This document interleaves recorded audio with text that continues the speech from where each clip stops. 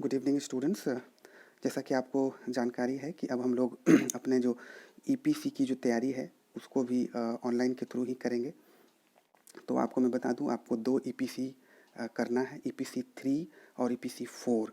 तो ईपीसी 3 के अंदर जो ईपीसी 3 के अंदर जो आपका यूनिट 1 है ये मैं तैयार कराऊंगा, और बाकी के जो यूनिट होंगे वो दूसरे शिक्षक आपको तैयार कराएंगे।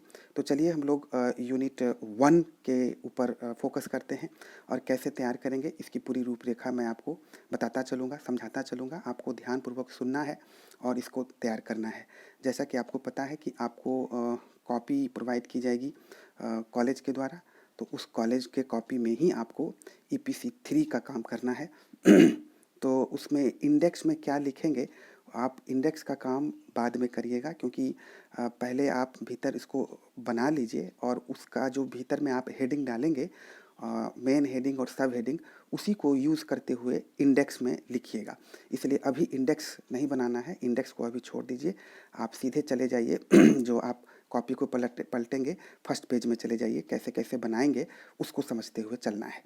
तो जैसे कि अगर आप सिलेबस देख पा रहे हैं, तो आप सिलेबस में आप देखेंगे कि आपका जो पहला जो देखेंगे कि यूनिट 1 के अंदर जो मेंशन है, यूनिट 1 के अंदर relevance of ICT in education, ये आप स्वयं भी पढ़ पा रहे होंगे। तो आप यहाँ पर मेन हेडिंग बनाइए। सबसे पहले तो मैं अंग्रेजी में बोल रहा हूँ, मेन हेडिंग तैयार कीजिए, यूज़ और रेलिवेंस और significance of ICT in education.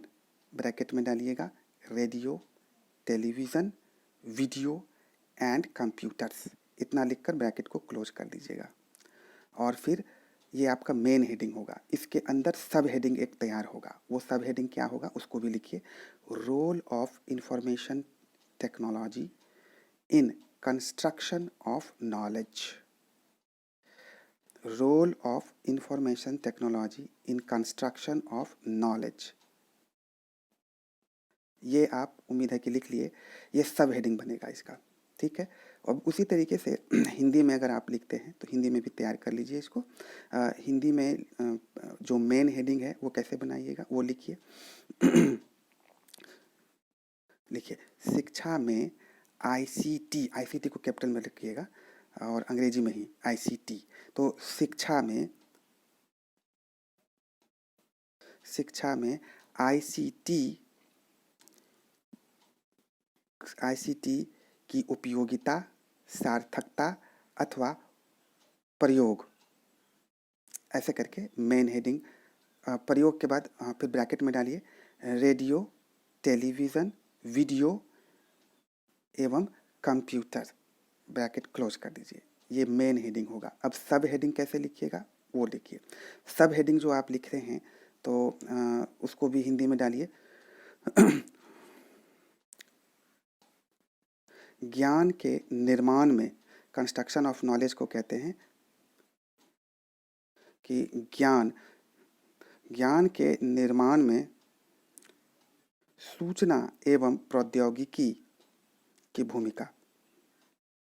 इस तरह से ये सब हेडिंग बनेगा, ज्ञान के निर्माण में सूचना एवं प्रौद्योगिकी की भूमिका, अंडरलाइन कर दीजिए इसको। अब इसके अंदर जो है ये आपका हेडिंग और मेन हेडिंग और सब हेडिंग हमने बनाया। अब कैसे डिस्क्राइब करेंगे इसको आपको समझते चलना है।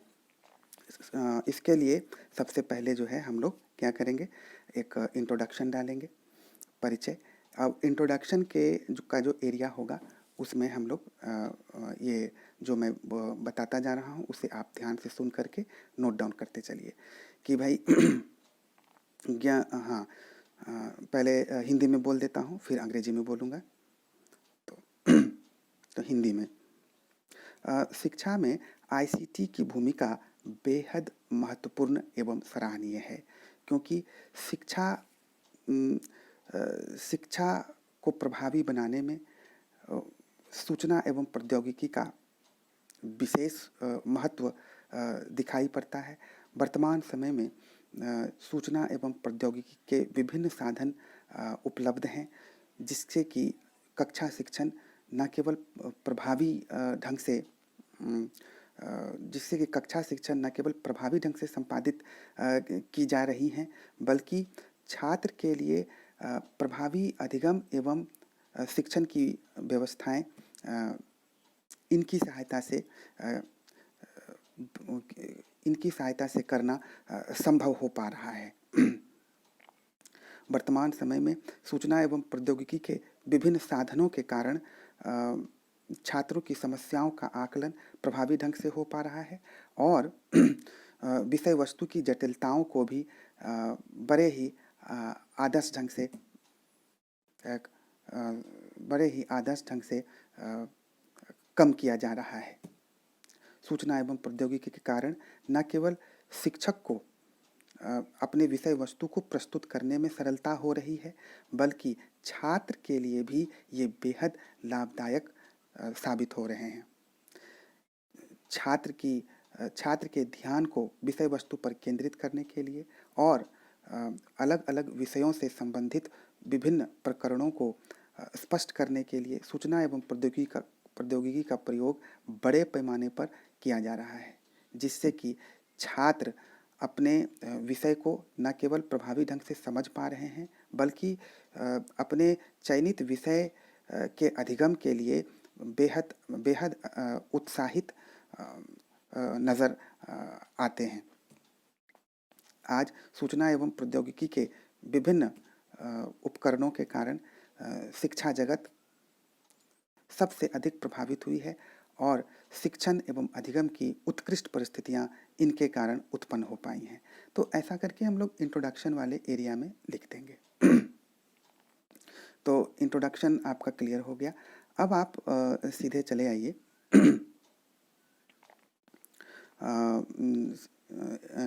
अब हम जो है अगला हेडिंग क्रिएट करेंगे।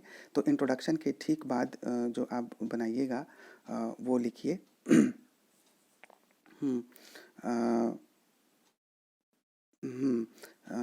आपका हेडिंग जो बना था उसी के अनुरूप अगला हेडिंग तैयार करेंगे कि शिक्षा में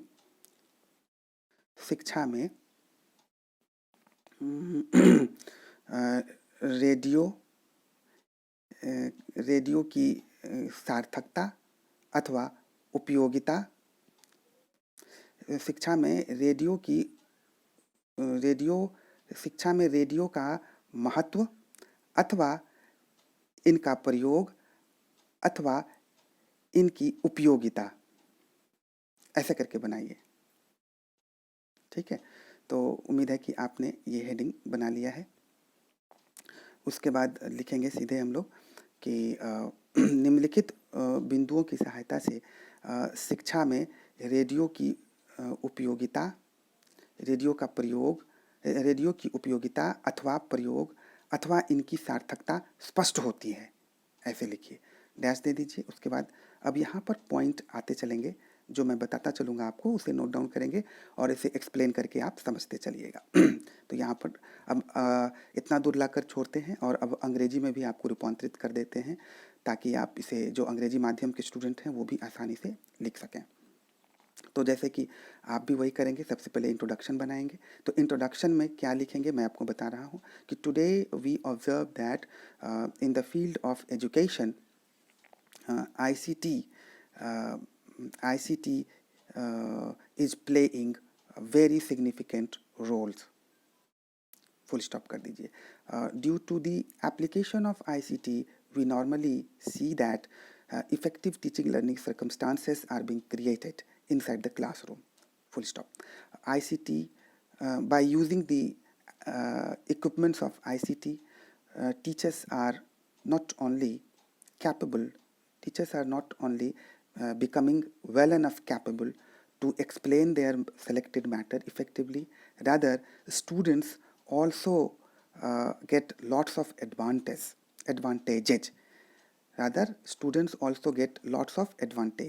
Full stop कर दीजिए।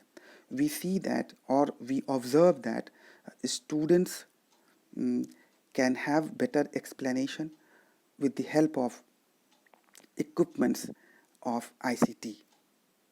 Full stop. When teachers are explaining the contents or subject matter by using the resources of ICT, then the entire content becomes so easy to understand for the students.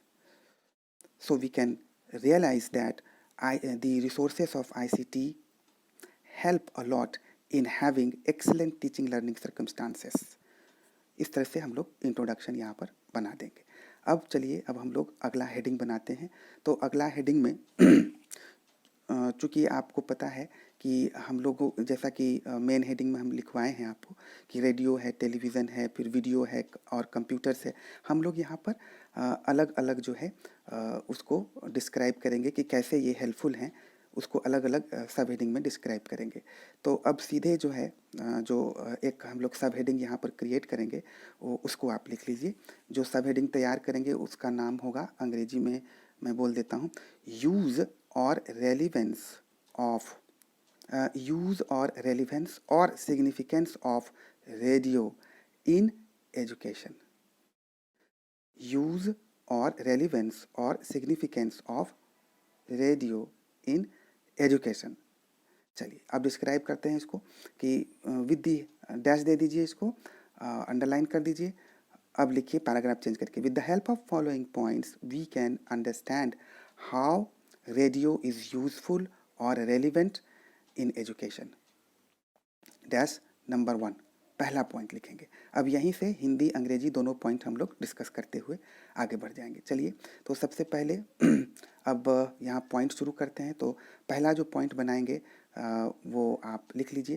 अंग्रेजी में जो first point होगा वो इस प्रकार होगा, very helpful in providing subject based information. Very helpful in providing subject based information. इसको आप नोट डाउन कर लीजिए। ये आपका अंग्रेजी में मैंने बताया। उस तरह से हिंदी में ये कैसे हो जाएगा कि विषय आधारित सूचनाओं को प्रदान करने में सहायक। ये आप लिख लीजिए। अब इसको डिस्क्राइब करते हैं। सब्जेक्ट बेस्ड इंफॉर्मेशन का हिंदी क्या हुआ, विषय आधारित सूचनाओं। तो विषय आधारित सूचनाओं को प्रदान करने में सहायक, ये पॉइंट मेन, ये पॉइंट बना पहला पॉइंट। इसको डिस्क्राइब कर लीजिए। पहले हिंदी में कर देते हैं, फिर अंग्रेजी में भी कर देंगे। रेडियो के प्रयोग, ऐसे लिखिए, आधुनिक समय में रेडियो के प्रयोग, रेडियो के महत्व का अवलोकन, रेडियो के महत्व का विश्लेषण करने से, आधुनिक समय में रेडियो के महत्व का विश्लेषण करने से हमें यह जानकारी प्राप्त हो जाती है कि रेडियो वर्तमान समय में केवल मनोरंजन का ही साधन नहीं है, बल्कि रेडियो की सहायता से विभिन्न विषयों से संबंधित आधारभूत प्रकरणों की जानकारी भी बड़े ही सार्थक तरीके से छात्रों तक पहुंचाई जाती हैं। अलग अलग विषयों से संबंधित आधारभूत सूचनाएं समय समय पर योजनाबद्ध तरीके से रेडियो की सहायता से प्रसारित की जाती हैं, जिससे कि छात्र बहुत अधिक लाभान्वित होते हैं। रेडियो पर प्रदान की जाने वाली सूचनाएं बेहद सरल एवं प्रभावी भाषा में छात्रों के लिए उपलब्ध कराई जाती है, जिससे कि विषय वस्तु के संबंध में आधारभूत संप्रत्यय को समझना सरल हो जाता है। इसका सीधा प्रभाव छात्रों पर यह पड़ता है कि छात्र अपने विषय के अधिगम के लिए पहले से अधिक उत्साही एवं प्रयत्नशील नज़र आने लग जाते हैं। तो इस प्रकार यह शिक्षा में विशेष रूप से सहायक है। इसे अब हिंदी में आपने कर लिया, उसी तरह से मैं अंग्रेजी में भी करके बताता हूँ कि when we analyse the, point तो आपने लिख लिया है अंग्रेजी में कि very helpful in providing subject based information. अब इसको डिस्क्राइब कीजिए। When we analyse the utility or the relevance of radio in the field of education, then we find that it is very significant in present time period. Full stop करिए। We see today radio is just not the source of entertainment, rather it has become the source of knowledge as well. Full stop. Radio, with the help of radio, actually, we obtain valid information regarding different subject matter. Such valid informations are so useful in having right awareness and consciousness about a particular selected topic. It helps in having good concept about the selected subject. Full stop. When the subject matter, when the related subject matter are being made available to the students with the help of radio, then it creates effective learning circumstances and students get maximum benefits out of it. इस full stop कर दीजिए. So we can understand that it helps the students to have right consciousness and right concept for the selected subject. Thus we can realize how radio is useful in education. ऐसे करके यहाँ पर इसको ख़त्म करेंगे पहला पॉइंट को. अब आइए आप दूसरा पॉइंट को डिस्क्राइब करिए. जो दूसरा पॉइंट होगा आपका वो है, अंग्रेजी में पहले लिख लीजिए, very helpful in providing information related to new researches. Very helpful in providing information related to new researches. चलिए, नवीन शोध, ऐसे आप हिंदी में ऐसे लिखिए, विषय आधारित नवीन शोध के संबंध में महत्वपूर्ण सूचनाओं को प्रदान करने में सहायक. चलिए अब इसको डिस्क्राइब कीजिए. जब हम रेडियो की उपयोगिता का आकलन करते हैं तो हमें यह ज्ञान प्राप्त हो जाता है कि रेडियो वर्तमान समय में अलग अलग विषयों में हो रहे नवीन शोध के संबंध में भी समुचित जानकारी प्रदान करने में सक्षम है. रेडियो के माध्यम से छात्रों को अलग अलग विषयों में हो रहे विभिन्न प्रकार के शोध के विषय में बताया जाता है और इसके किस तरह के परिणाम प्राप्त हुए हैं और ये परिणाम किस प्रकार मानव जीवन के लिए कल्याणकारी हैं, इसके विषय में भी पूरी जानकारी प्रदान की जाती है, जिससे कि छात्र के ज्ञान में वृद्धि होती है, छात्र का विषय ज्ञान और भी अधिक विकसित होता है और जिसका परिणाम यह होता है कि संबंधित विषय वस्तु को समझने में उन्हें आसानी होने लग जाती है और उनका ज्ञानात्मक विकास तेज़ी से होने लग जाता है. तो इस प्रकार से जो है हम लोग यहाँ पर इसको डिस्क्राइब करेंगे. पैराग्राफ चेंज करके लिख दीजिए. इस बिंदु से भी यह स्पष्ट होता है कि रेडियो शिक्षा के क्षेत्र में बेहद महत्वपूर्ण है.